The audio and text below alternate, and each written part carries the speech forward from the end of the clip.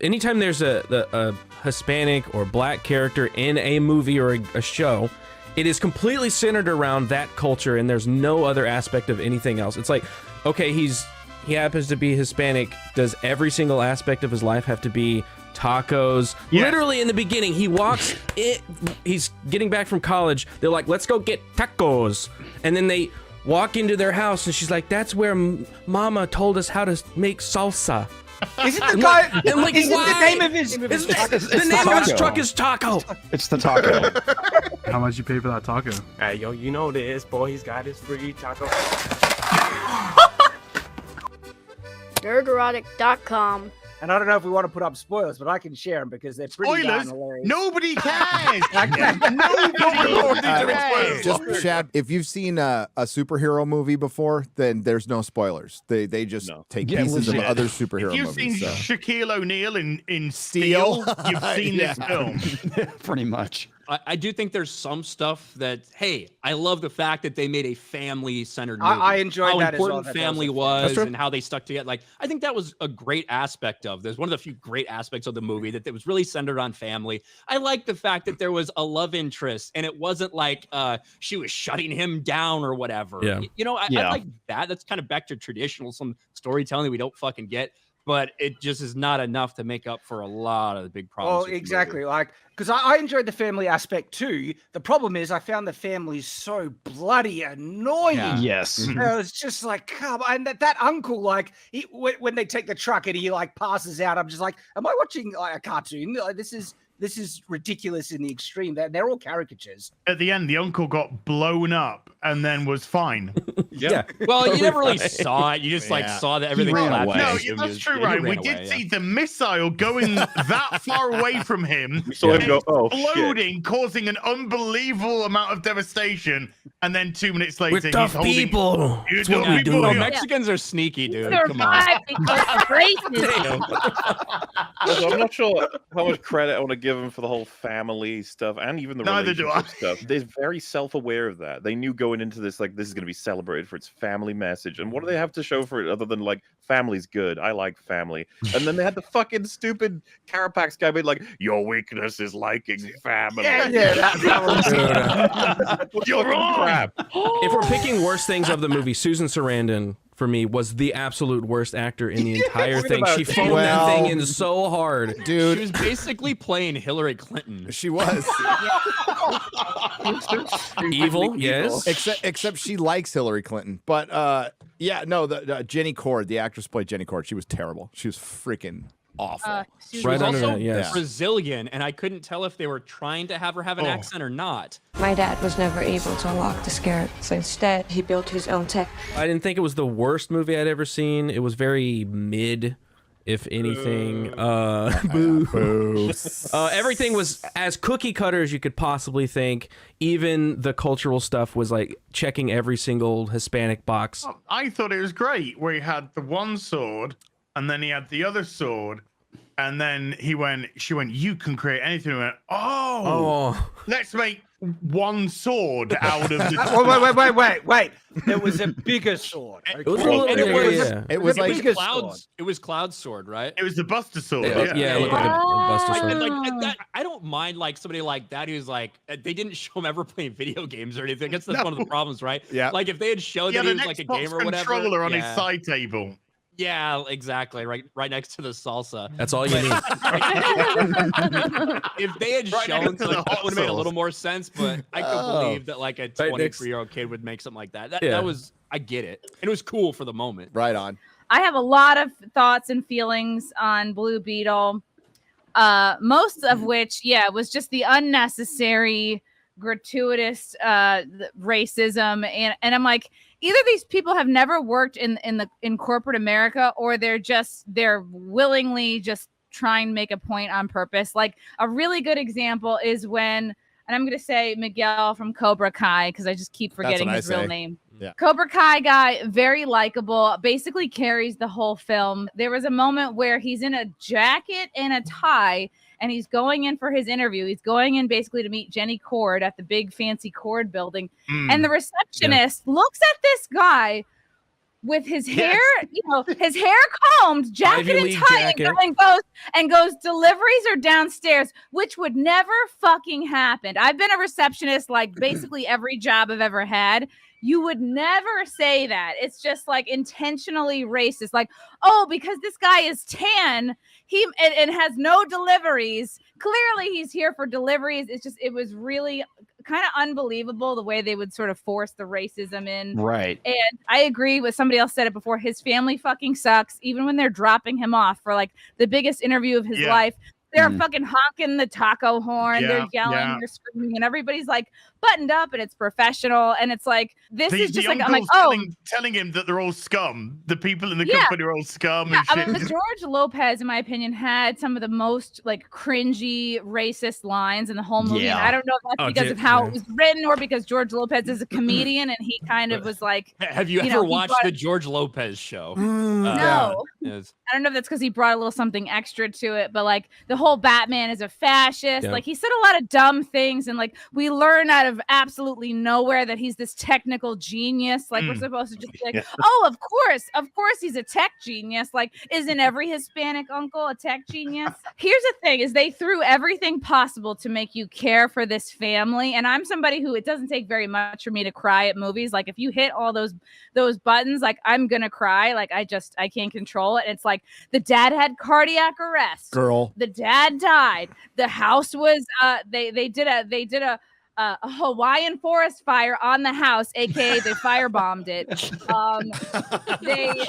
They did an abduction. They did a death. They did everything possible, and I think it was too much that they did to make us feel for this family. Oh, they're brown, so they're perpetual victims. They just want to push us out of our neighborhood. The rich people. They're like, oh, we're losing the house. I was like, hold the phone. There's what? How many working age adults in this family, and y'all can't make friends? Right. I'm like, we're brown. We're Maybe victims. stop feeding the daughter. Maybe stop feeding her. But the rich people save the day at the end. The rich person just solves all of their problems. True. Yes. Well, yeah. The rich Brazilian comes in. Try not to have a taco.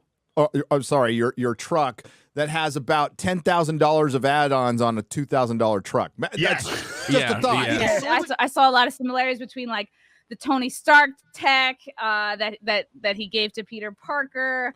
The voice talking in the suit again reminded me of the personality inside the Iron Man suit. And the similarity of like, oh, Spider-Man doesn't kill, Blue Beetle doesn't kill, but everybody else does. I would give it like a B- C+ because obviously it's like, I'm more of a normie watching this. I'm like, all right, it's nice to look at, but the subtle but ever-present racism is something I couldn't ignore. Almost every scene, I was like, I've seen this. You copied it from Thingy. You copied it from that. Copied it. Anyone notice like when Peter's practicing in Raimi Spider-Man 1, trying to get his webs to work? It's the exact same scene when he's like, I'm trying to get my thrusters to work. Can't do it. What's going on? There must be something. I was just like, yeah, I've seen that. The fact that it's like a teenager's understanding of how to approach the problem of killing in a superhero movie. It's like, I shouldn't do it because I just shouldn't. And then later he's like, but now I want to because you hurt my dad. To me, it's just like, you managed to understand the idea. You could have done it a little more interestingly. Yeah. Like I said, I've heard some praise for the family and like his dad. Uncle Bendejo, I don't know. I have no idea what I'm doing. Doesn't mean asshole? Yeah. Bendejo. I didn't give a fuck. Asshole. When he came in because the whole family were about to be shot, I was like, this would be so fucking cool if they all just got minced by the minigun. Do it, have the balls. You're like, no. Then I was like, the dad's gonna fucking have a heart attack and then he's gonna die and he's gonna be like, you killed my papa. And I was just like, this is so fucking boring, get on with it. And then they actually had the I think it's fair to the vaccine killed your dad. It's fair to reference Black Panther, but like I said, to me it was just Iron Man versus Ironmonger at the end. That's all that was. Yep. If they had done a little bit more instead of just constantly making fucking taco references with the family and had them instill some sort of morality in terms of, we turn the other cheek, we don't fight back, like something like that, and the family also exhibited those traits, then maybe you could understand why Jaime felt that way. Yeah. And like the very much, I don't want to hurt people. I don't want to kill, or I don't want to kill people kind of thing. But they obviously didn't give a fuck. They went on a murdering spree. That would take talent and skill and creativity to do that. This was just checking those boxes of family, love each other. Good person. Like that's it. Like there's no connective tissue there. And it's so funny to watch it copy these films and forget like a whole bunch of the details, because him sparing Carapax leads to like a lot of death and destruction, but that's never acknowledged. That's like the interesting question. It's what Spider-Man deals with in almost all the fucking movies. But this movie's like, I'm like Spider-Man. We don't kill, and then we think about it, but then we don't. All the funniest shit for me was completely like supposed to be taken seriously, I think, and that's why I was having so much fun. Like watching Susan Sarandon get dragged off into a fire pit, and he was just like, "Should I do something?" Nah. The only joke I laughed at is when, sorry, spoilers, when the scarab gets into his body. He's all, "How to get in there?" He's all, "It went up your culo." Yeah. No, culo. It didn't go up my ass. It didn't. Everyone's talking about, I gave this, I love the family aspect. I went to see this movie with my dad, and I'm not joking, the first thing he said to me after we came out is, I couldn't stand that family. So it's like, clearly, it doesn't, not all around the world. I like the fact that they try to incorporate these family values and this family sticking together and all that shit. The terrible part was the family themselves are annoying characters. Yeah. I do that all the time. I wanted to see the main character do stuff. This is the type of film that is like, it felt like it was the story was written for a really low budget film, but was given a really high budget. It was meant to be on HBO Max first. Like, there are some really low grade superhero movies that end up on, I don't know, some streaming service and stuff like that. Like Sky High, there's one. I actually think Sky High is an arguably better film than this, but it's got easily corny things in it, and the writing was so nonsense and stupid that it really felt like it was one of those low-grade films, but it was just throwing a massive budget. When he fucks around with it after being told not to, and he starts transforming with the suit, that was where like the tone for the film just completely fucked me, because I was watching him screaming in agony. It looks like it's melting, and he's just crippled himself onto the ceiling. The whole family are like, "Oh no!" He flies out of the ceiling, and then they're repairing the table while he's calling gone. The police. Rob, they don't know where he is. Well, and they they're can't just like, call, let's fix our table because that's more important. They can't Well, call. So weird. They were on the phone with the car. I don't know what I was supposed to do, but the he grew things out of his back and flew up. Hey, Policia, MauLer's help 100% on though, because it is like it shifts to this almost like horrific feeling of this, and it's just George Lopez high pitched screaming, and it's like slapstick comedy bullshit. And it's like it does not match the tone at all. That was he said that scene took multiple days to film, so they really tried for that one. Wow, that's the best they got. For people who want to turn their brain off and just watch fun, flashy lights, everything like that, I think this film has an even greater failing, and it's that it's a really lame superhero story. He doesn't go on a superhero arc. He doesn't really learn or achieve anything. In fact, this is probably the biggest crime for me in the entire film. He's the damsel in distress. He doesn't save anyone.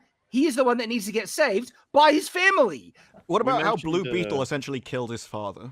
Because when he was getting shot and he was protecting the family, the robot wanted to kill them all. And that would have made they couldn't shoot anybody. But instead, he knocked them back. They got back up, caused more stress, made the father run, and then he had a heart attack running away. We saw those wings chop a bus in half. And I'm like thinking, so someone died then? Because all those people very high right down the walkway. Like, if there was one person even a little bit that way, they're dead. That'd be a great weapon. It Some would be kind a great of weapon. giant shield that could cut through things. Well, my first thought when I saw that scene was, why didn't he just fly up? Why didn't the suit go, we'll just hover over the bus rather than cut the fucking thing in half? It was testing its shield thing. Yeah, they wanted to show you things which they wouldn't use in the film. Later on, when they were particularly useful, that probably would have been very useful with the battle. That's my favorite trope in Hollywood movies these days. Showing shit that would be useful. And then never using it again. They give him shit tons of moves that you obviously never see again. But one of the ones I was thinking of is like all of the Blue Beetle's abilities in the form of these random gadgets that just get thrown to the family. She's just like, do you remember when she picks up the power glove and the lady is just like, just press buttons. Yeah, just go for it. It's like, I was waiting for her to just fire off a missile or something. That's how all the tech work, though. Like in Taco, when George Lopez was like, "Hey, I made a machine that could jam shit," it literally is just a red box with a button on it that does things. But at least Ted Cord is a fucking guy who is the Blue Beetle and like created all this tech. True. Yeah. It was like a billionaire and all this shit. At least that him developing random shit makes sense. How they utilize it was stupid as fuck. I do have a question for Gary, as someone who is familiar with Ted Cord and Jaime Reyes in the comics. How did you feel about how they incorporated a lot of, I was surprised there were so many, Ted Cord references. Yes. And also that they used the bug and like all this stuff that were very clear callbacks and references to Blue Beetle. I was surprised that they, sorry, spoilers, they didn't kill Ted Cord and they were referencing it. And I thought that was probably the one part that was cool, but like that's it. That it was basically jangling keys, and it was nostalgia bait to show the original Blue. Well, the one that I know. It's not the original Blue Beetle. The second one, but like the one that people know. Yeah, but all it was like a stationary costume on a mannequin. So I'm like, that's cool, but it's a stationary costume on the mannequin. And they're obviously going to bring him up later in the movie, which they did. For a sequel we're never gonna get. But yeah, do you feel like that was the point of that though? That he was like, if you want me to come back, I'll bring back Ted Cord. You like him? No. And honestly, I would have rather have seen Ted Cord's version. The one I read, the one that works better with Booster Gold. Quite frankly, they work better together. You know, Jaime Reyes is fine. But that was during a really bad era of DC as well. This is what they were going for anyway with DC back in the day, was they wanted to have a Spider-Man. They wanted to try to have their own Spider-Man. Nerdrotic.com. Please subscribe. Hey, if you like what we do here at Nerdrotic Daily, please like, share, and subscribe. And if you could do that with your favorite YouTuber as well, I'm sure they would appreciate it as much as I do.